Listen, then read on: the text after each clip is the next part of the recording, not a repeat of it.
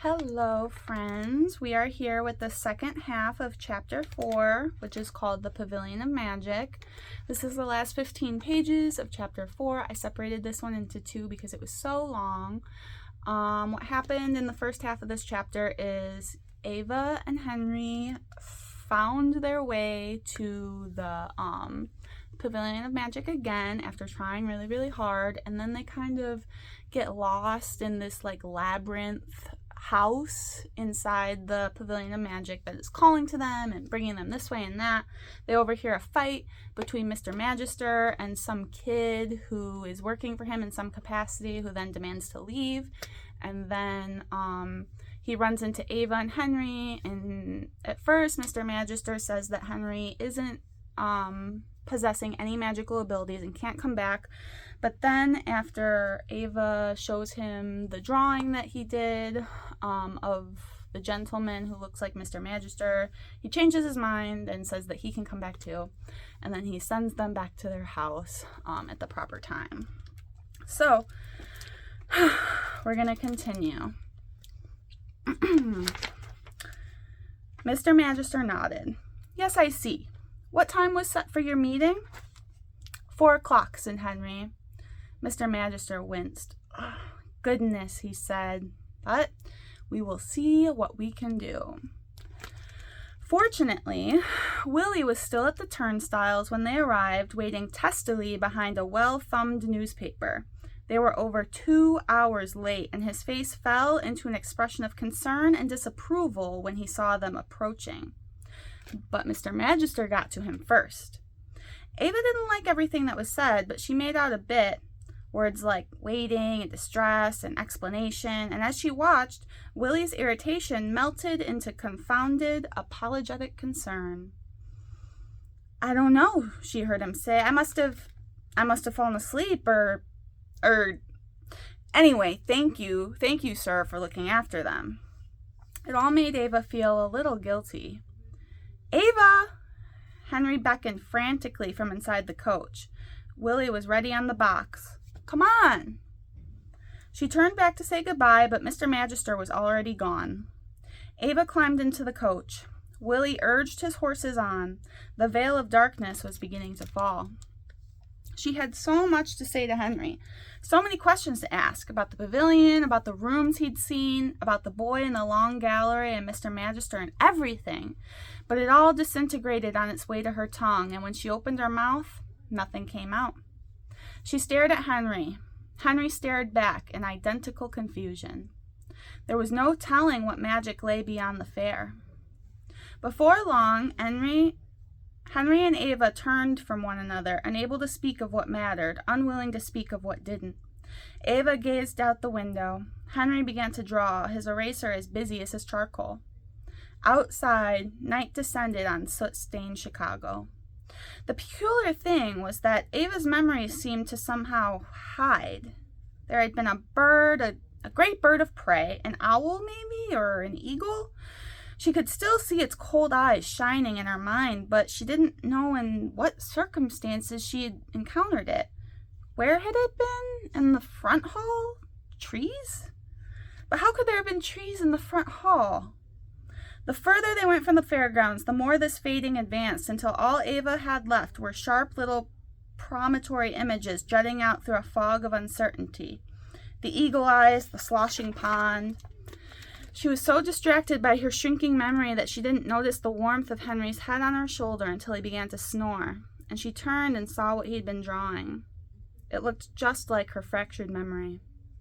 Henry woke, silent and blinking, when the carriage came to a stop at Overstreet House. Ava saw the very moment in which his foggy recollection descended, a kind of perturbed stillness.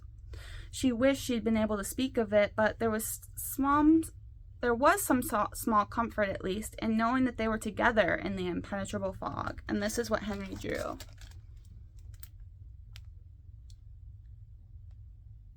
That's probably the house that they were in. Dinner was as bright and friendly an affair as ever, but neither Ava nor Henry had much to say. Mr. and Mrs. Overstreet seemed to take this for exhaustion, and she heard sharp words directed at Willie as she climbed the stairs toward her room. Willie was, of course, embarrassed and apologetic at having been so late to get them, and Ava felt a renewed pang of guilt as she readied herself for bed, though she couldn't quite tell you why. Sleep came quickly. There was a flash in the morning of unqualified pleasure. The sunshine, the soft pillows, but it didn't linger. Overstreet House had been so magnificent at first, so sweet and warm, but Aunt Isabella was not her mother, Uncle Jefferson was not her father, and the invariable aftermath of impossible warmth is a quiet, unshakable chill. Ava rose, dressed, washed her face. It all seemed terribly insignificant. There was something bigger, deeper, more real waiting for her if she could just manage to remember what it was. She knew she had to get back to the fair. Ava was about to open her bedroom door when her eyes fell on the scrap of paper that had been pushed underneath. She knew, of course, the moment she saw it where it had come from. It was a page twice folded, torn out of Henry's notebook. She could almost hear the peach blossoms tinkling. Here's the drawing. Peach blossom. Ava tucked the sketch away and went out into the hall.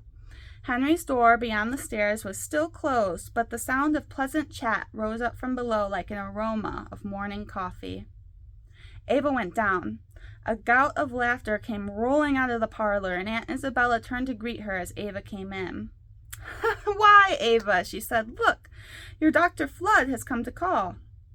Dr. Flood? Ava had never heard of such a name. "Hello, Ava," said a voice from the hearth. Ava turned. It was Mr. Magister. Dr. Flood, it seemed, was the headmaster of Ava's school, which conveniently had its campus in Hyde Park, not at all far from the fairgrounds. Paying close attention to the flow of conversation, Ava learned that she had spoken so highly of the Overstreet's generous hospitality that Dr. Flood had been moved to come and thank them in person. She smiled bashfully. This, of course, all seemed highly implausible to Ava. Hadn't Aunt Isabella just met her when she climbed off the train? Hadn't Henry invited her to stay precisely because she didn't have anywhere to go in Chicago? Hadn't he even told his aunt that Ava lived in Philadelphia? But as Mr. Magister crossed the room toward the broad bay window, a beguiling aroma swept by with him. Fresh, line-dried linen, a char of the hearth, the sweetness of peaches, and Ava found suddenly that Dr. Flood seemed charming, eminently reasonable, very agreeable indeed. His magic was strong. Dr. Flood could not linger. Alas, there was no end to an educator's work, and as soon as he took his leave, asking Ava to see him out the door, she went with a measured step, careful not to speak too soon, and when they reached the curb, Mr. Magister gave a gentle sigh. "Very well," he said. "Are we going back? Can I come with you now?" Mr. Magister gave a fond chuckle. "It is my hope that you will come and visit me again tonight." Tonight, and no sooner. Tonight, Ava said. She couldn't imagine how she could possibly wait until then. Mr. Magister nodded. "I think you'll find that dear Mr. and Mrs. Overstreet have a tendency to assume that you and Henry are safe under the care of Dr. Flood when you are absent from their home." "Of course," said Ava. "Thank you." Mr. Magister settled his top hat on his head and raised his arm to an approaching hansom cab. "You are a very generous girl, Ava. Try and share something as rare and precious as is found in our pavilion speaks very highly of you indeed. And I'm hopeful that Henry may yet manage to make some real magic. But make no mistake, he is not what you are. You are special." "I am?" said Ava, failing not to blush. Mr. Magister smiled. "Of course you are. But I must tell you, I value my privacy very dearly, and as much as it pains me to imagine it, I am afraid that if I'm forced to contend with another uninvited guest, another Henry, Ava, then I must consider the possibility that the pavilion was wrong to trust you." Ava's stomach lurched. "Do I make myself clear?" Ava nodded assiduously. "Yes," she said, "yes." But something reverberated behind the fog in her memory. A wooden spoon on a copper pot, the cast and whir of a fishing reel, and she couldn't help letting out the question she held inside. "Mr. Magister," asked Ava. Has anyone ever used magic to bring people back from... She trailed off. There was only one place people disappeared to, in the end. Mr. Magister did not immediately respond, and for a long moment he eyed her from his full, remote height. "Ah," he said presently, "is that what the pavilion showed to you?" It sounded like a question, but it wasn't one. All the same, Ava nodded gently. "Well, I shall not deceive you, Ava. It has not yet been accomplished. But we are in the practice of enacting the impossible in our pavilion, and if there is one place on earth where you might be able to do what you suggest, it is with us." With that, he popped open the door of his cab. "Until tonight, then, Ava." Ava nodded. "Until tonight." She turned her back towards Overstreet House, but Mr. Magister spoke out once more from the open, handsome window. "Ava," he said. "Yes?" "Come alone." This sent a cold uneasiness shooting through her. It was all too easy to get lost if they didn't stay together. But Ava knew that bringing Henry to the pavilion uninvited had been a bad mistake, and she was eager to atone for it. "Of course," she said, "of course." Mr. Magister's cab rolled off down the avenue. Henry didn't emerge from his room until well after noon, his hands smudged with charcoal, his shirt rumpled and untucked. Even then, he only came down to raid the pantry, and though he didn't object when Ava followed him back upstairs, he really didn't pay her much attention either. "What you working on?" she said. Said Henry. "Oh, just a drawing. I really can't seem to get it right." Ava went around behind his chair for a better look. There it was, the Pavilion of Magic, fragmentary, hazy, unfinished and unfinishable. "Thank you, by the way," said Ava, "for my peach blossom." "What?" said Henry, eyes fixed on his work. Ava took the sketch from her pocket, carefully smoothing the creases. "Oh," said Henry. "Oh, yeah. I'd almost forgotten." Ava left Henry to his work, sketching and erasing and shading and erasing and erasing and erasing and erasing. Uncle Jefferson had long since gone off to the office, and Aunt Isabella was out paying calls. The house was quiet and still, and the only sound Ava heard all afternoon was a faint clatter of kitchen dishes and the rub and scratch of Henry's charcoal.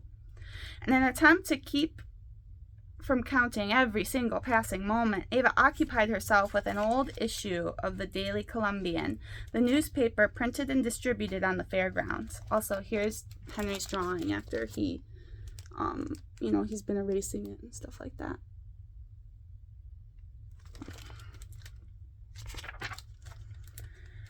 It was incredible to her how something as gargantuan and miraculous as the fair had so quickly come to seem mundane. An intervening obstacle, an inert husk of the true magic. If only evening would come!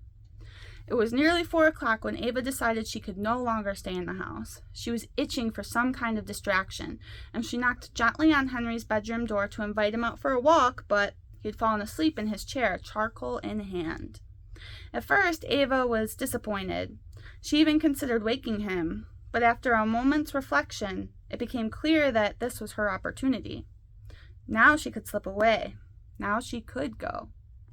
And so Ava made her way out of the house and down to the lakefront.